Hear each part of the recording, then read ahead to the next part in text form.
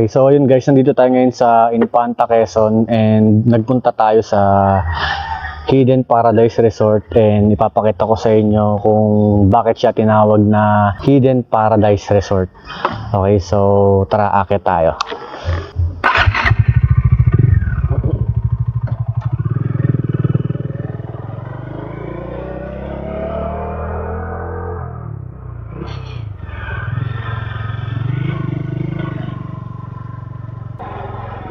Actually guys, pangatlong akyat ko na to and sobrang hirap kasi pagdating mo dito sa unang akyat mo pa lang biglang kaliwa siya. So pag hindi ka sanay baka bigla kang mapapreno tapos tumigil yung motor mo, may tendency ka talagang bumagsak. So dapat tuloy-tuloy lang, tapos gamit sila ng primera o segunda, pwede na. Ayan, so ito yung daan papunta ng Hidden Paradise Resort.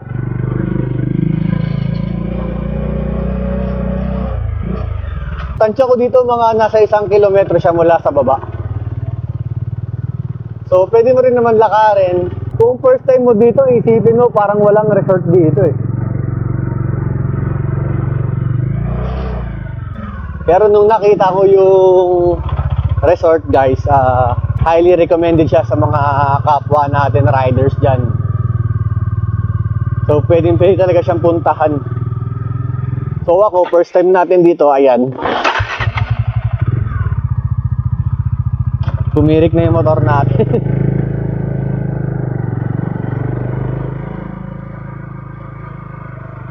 Ayan, so nandito na tayo. Ito yung mga kasama natin sa ride, Yamaha MC Riders Split Brotherhood. Yan, so nandito na tayo sa taas. Ayan o.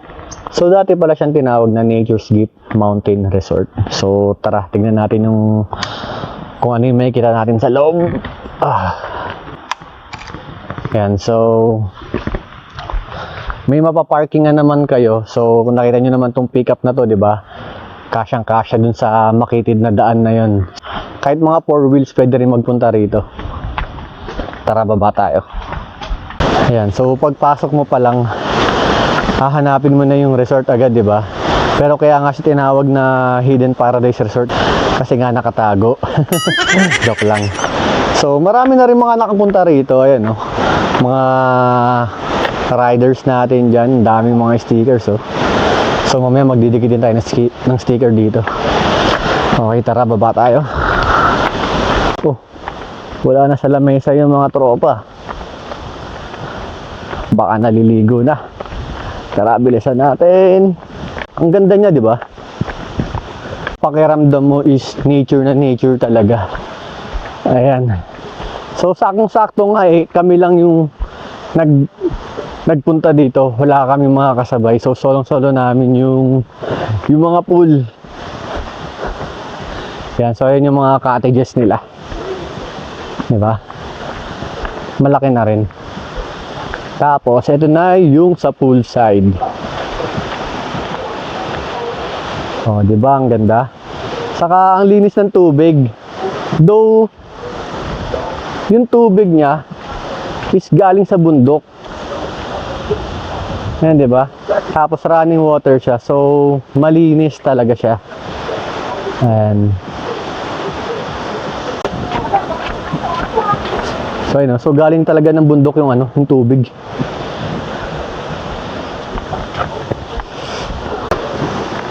Ayan, so ito pa, ang dami nilang pool. So ito mga nasa 6 feet ata to, sabi ni ate.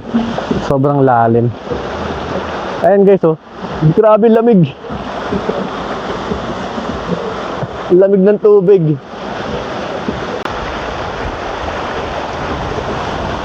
So yung mga cottages nila dito, itong mga kubo-kubo, nasa 300 to 500 pesos daw yung price. Pero doon na kami nag-rent sa pinaka parang main house. Pero 1.5 ang siningil sa amin. Pero pwede na kasi magkakasama na kami, saka maluwag. Tapos meron din sila ditong mga small houses. I highly recommend to sa mga may hilig mag-ride dyan. Mga mahihilig gumala. 'Di ba? So, ang ganda ng paligid. Yun nga lang, siguro baka magulat kayo kasi walang signal dito, guys. Pero meron naman silang piso wifi doon. Okay. Ayan, so ayan yung Hidden Paradise Resort. Napakaganda. Okay, gear up, gear up!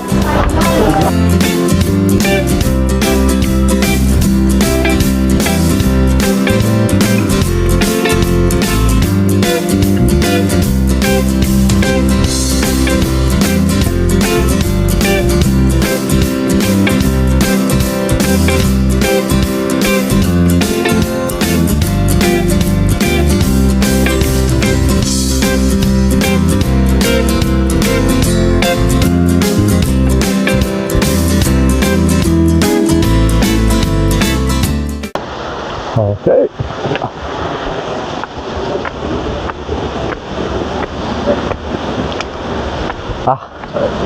Na-exercise ako dito ah.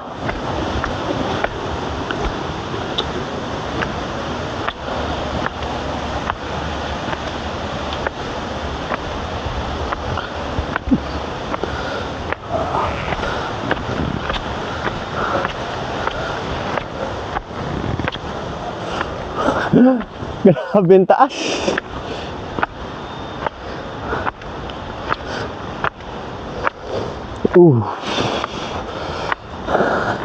Ang lalaki ng hakbang.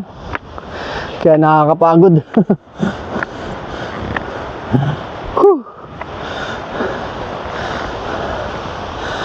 Grabe, nasa gitna talaga siya guys ng kagubatan.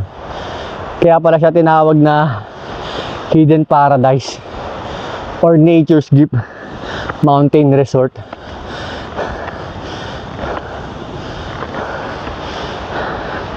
Hoy, tayo niyo ako dyan!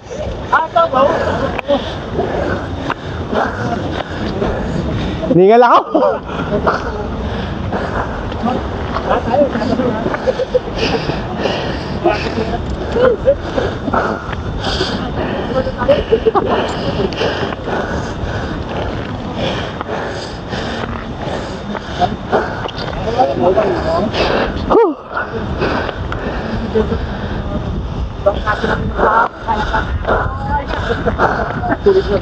Mapapalas dyan eh.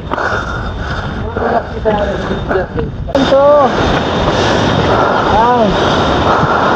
1, 2, 3 4, 5, 6 Maaraw na banda ron, oh.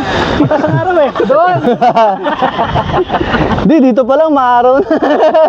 Dito naman sa likod.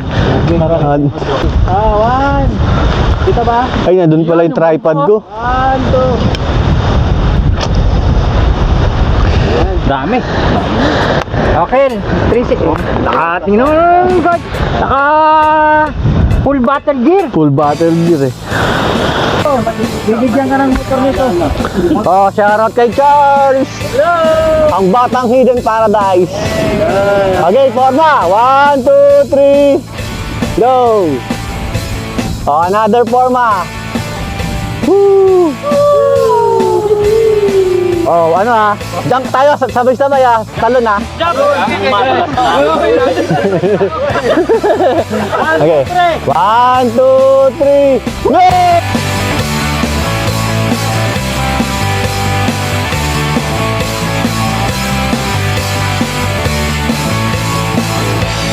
Oh, baka may gusto kayo shoutout Problema si Kevin. Shoutout! sa mga drawing. Shoutout sa mga takot sa ulan. Sa mga natakot sa ulan. Ito, marami to. Architect! Kontraktor! Madami kaming contractor sa ano, grupo eh.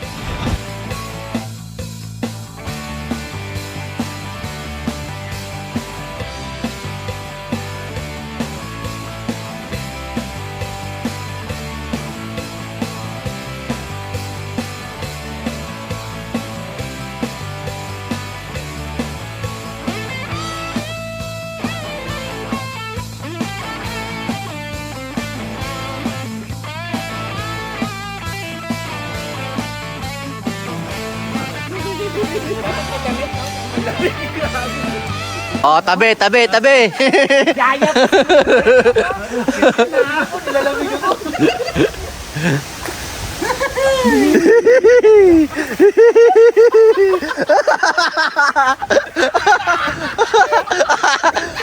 Oh, yung cellphone! Yung cellphone! Malamig pero nakakapasok. Kaso yun. Parang naging bata na sa